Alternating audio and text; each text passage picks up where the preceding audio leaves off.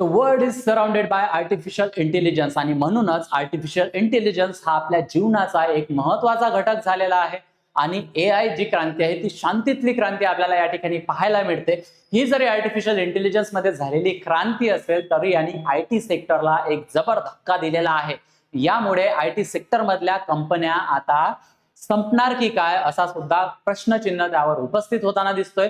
नेमकं हे प्रकरण काय आहे आपण या व्हिडिओच्या माध्यमातून जाणून घेणार आहोत। So hello aspirants, welcome to all. मी प्रतीक कुमार स्वागत करतो तुम्हा सर्वांचं पुन्हा एकदा या एओनायसच्या YouTube प्लॅटफॉर्म वरती। आयटी सेक्टरला नेमका कशा पद्धतीचा सर्वात मोठा धक्का बसलेला आहे आपण जाणून घेणार आहोत।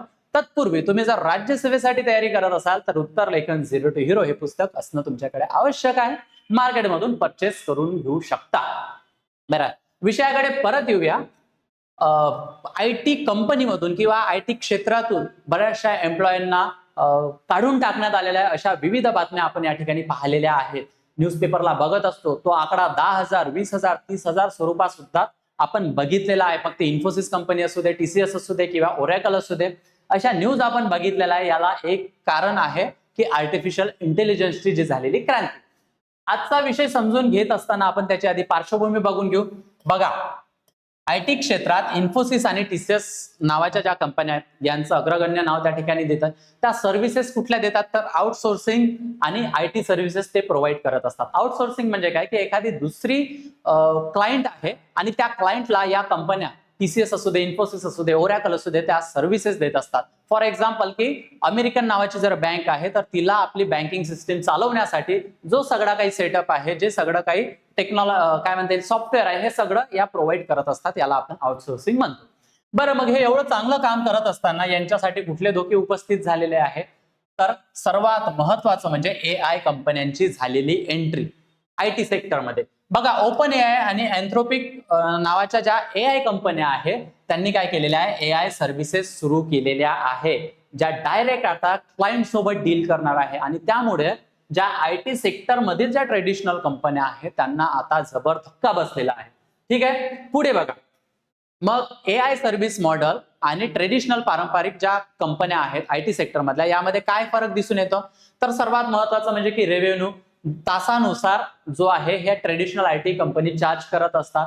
पण एआय मध्ये जर बघितलं तर सबस्क्रिप्शन बेस म्हणजे सबस्क्रिप्शन घेतलं तर तो एआय प्लॅटफॉर्म त्यांच्यासाठी काम करेल। सो यामुळे काय होणार की रेव्हेन्यू मध्ये सुद्धा कमतरता त्या ठिकाणी दिसून येईल। येते लक्षामध्ये। पुढलं काय की काम कशा स्वरूपाचं आहे की कोडिंग स्वरूपाचं, मेंटेनन्स स्वरूपाचं ह्या ट्रेडिशनल कंपन्या काम करत आलेल्या आहेत। परंतु एआय कंपन्या काय करेल की ऑटोमेशन स्वरूपाचं किंवा एआय एजंट्स त्यांनी ठेवलेले असतील त्या पद्धतीने ते काम करताना दिसून येईल। सर्वात महत्वाचं म्हणजे मॅन पॉवर, जो ट्रेडिशनल ज्या आयटी सेक्टरमध्ये आहे त्यामध्ये मॅन पॉवर आपल्याला खूप जास्त लागतो। बघा की टीसीएसचा जो वर्कफोर्स आहे तो जवळपास 6 लाखाच्या घरात आपल्याला पाहायला मिळतो, इन्फोसिसचा 3.5 लाखाच्या घरात पाहायला मिळतो।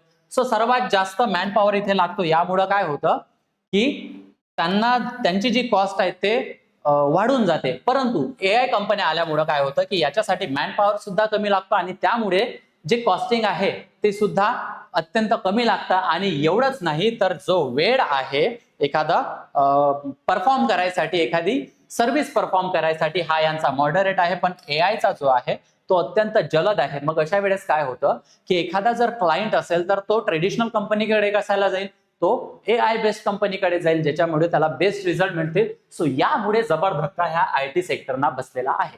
बरं, मग एआय एजंट्स जे आहे हे कशा पद्धतीनं गेम चेंजर ठरलेले आहे तर बघा, महत्वाचं काय की हे एआय एजंट्स काय करतात की एखादा जर माणूस एम्प्लॉई लागत असेल टीसीएसला कोड लिहायसाठी, पण ते काम आता एआय जनरेटेड होणार आहे, जे स्वतःच कोड लिहू शकतात।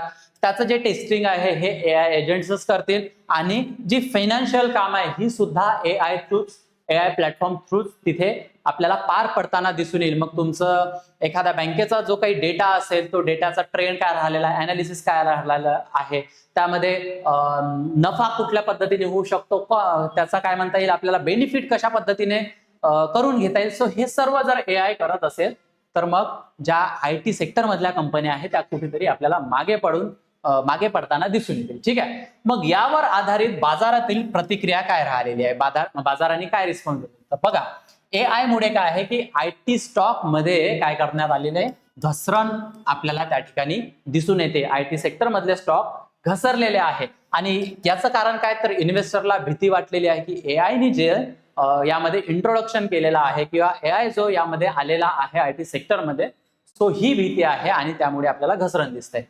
मग जे AI आहे ते ट्रेडिशनल IT जॉब्स आता रिप्लेस करतील आणि यामुळे जॉब मध्ये सुद्धा आपल्याला कमतरता त्या ठिकाणी पाहायला मिळतील. ले ऑफ होताना एम्प्लॉई लोक आपल्याला त्या ठिकाणी दिसून येतील. तुम्ही जर मित्राचं ऐकलं असेल, तुमचे IT सेक्टरमध्ये असतील, ते आपल्याला सांगतात की नाही, IT मधलं जे वर्क आहे किंवा तिथली जी नोकरी आहे ती काही सिक्युअर नाही, कधी आपल्याला बाहेर काढून फेकतील याची सुद्धा आपल्याला अंदाजा घेता येत नाही. येते लक्षामध्ये.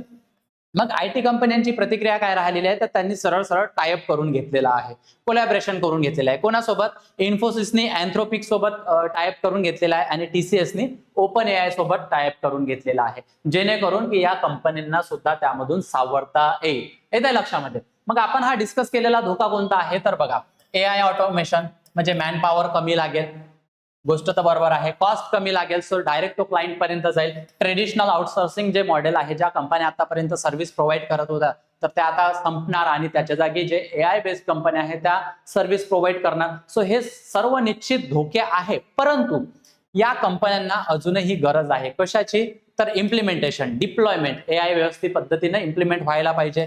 त्याचं कस्टमायझेशन, वेगवेगळ्या कंपन्या आहेत ज्या सर्व्हिस घेणार आहेत, सो AI कशा पद्धतीने त्यांना डील करणार आहे त्या पद्धतीत त्यांचं कस्टमायझेशन लागणार आहे. येते लक्षामध्ये. आणि जे गव्हर्नन्स, समजा जर एखाद्या गव्हर्नमेंट एजन्सीला जर AI चा यूज करायचा असेल किंवा AI कंपनी तिथे काम करत असेल, तर अतिशय सेन्सिटिव्ह पद्धतीचा डेटा किंवा इतर कंपनीचा डेटा, बँकेचा डेटा असू दे, सो त्या पद्धतीने गव्हर्नन्स अशा पद्धतीने या AI ला जमणार आहे की नाही, सो हे सुद्धा प्रश्न आहे. आणि म्हणून काय की एकदमच हे IT सेक्टर जे आहे ते डिस्टर्ब होणार नाही, की लगेच त्यांना धोका सुद्धा राहणार नाही, परंतु त्यांना कुठेतरी या AI कंपनी सोबत मोल्ड होण्याची गरज आहे आणि त्याच अनुषंगाने TCS असू दे, इन्फोसिस असू दे, या AI कंपनी सोबत टायअप सुद्धा करताना आपल्याला दिसून येतं. सो निश्चितच हा टॉपिक काय आहे, धोका काय आहे, याचे संभाव्य परिणाम काय हे आपण या व्हिडिओच्या माध्यमातून जाणून घेतलं. निश्चित तुम्हाला हा व्हिडिओ आवडला असेल आणि तुम्ही जर राज्यसेवेसाठी तयारी करत असाल, तर समर्पण नावाची बॅच आम्ही या ठिकाणी लॉन्च केलेली आहे, जे 29,999 रुपयात अवेलेबल आहे. ठीक आहे. आणि लाईव्ह प्लस रेकॉर्डेड स्वरूपाची ही बॅच असणार आहे. त्यामध्ये prelims plus mains life time validity, जोपर्यंत तुमचं सिलेक्शन होणार नाही तोपर्यंत याची व्हॅलिडिटी असणार आहे. Basic to advance, NCERT coverage, answer writing practice, PYQ analysis, test series, study notes, mentorship, या सर्व गोष्टी अवेलेबल असणार आहे. तुम्हाला जर बॅचची किंमत जास्त वाटत असेल तर माझा कुपन कोड यूज करा, प्रतीक सर म्हणून, योग्य ते डिस्काउंट देण्यात येईल. एव्हानायसचं ऍप्लिकेशन डाउनलोड करायला विसरू नका. गुगल प्ले स्टोअर आणि ऍप स्टोअरला अवेलेबल आहे, ज्यामध्ये high end notes, NCERT state books, current affairs, mind map, syllabus, quiz आणि अजून इतर गोष्टी अवेलेबल असतील. तुम्हाला PDF साठी किंवा नोट्ससाठी हा QR कोड स्कॅन करायचा आहे. एव्हानायसच्या टेलिग्राम चॅनलला जॉईन करायचा आहे.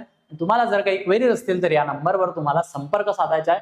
योग्य ते मार्गदर्शन करण्यात येईल. सध्या इथेच थांबूया, पुन्हा भेटूया एका नवीन विषयासोबत लवकरच. थँक्यू.